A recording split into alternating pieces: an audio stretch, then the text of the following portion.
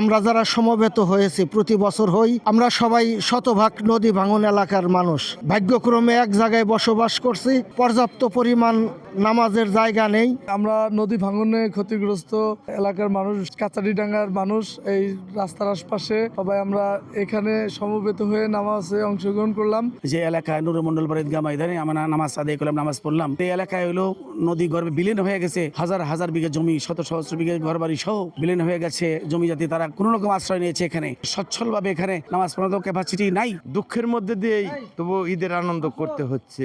সর্বনাশা পদ্মা নদীতে ঘরবাড়ি সবই হারিয়েছি। এই গ্রামটার মধ্যে আমাদের একটা মসজিদের প্রয়োজন। একটা সময় আমরা সবাই নদীর ওই পারে ছিলাম, আমাদের প্রত্যেকেরই বাড়ি নদী গর্ভে বিলীন হয়ে গিয়েছে। যখন আমাদের বাসা পারে ছিল তখন আমরা সবাই কম বেশি স্বাবলম্বী ছিলাম, কিন্তু পদ্মার ভাঙনে আমরা সবাই বর্তমান একটু অসহায়ের মধ্যে আছি।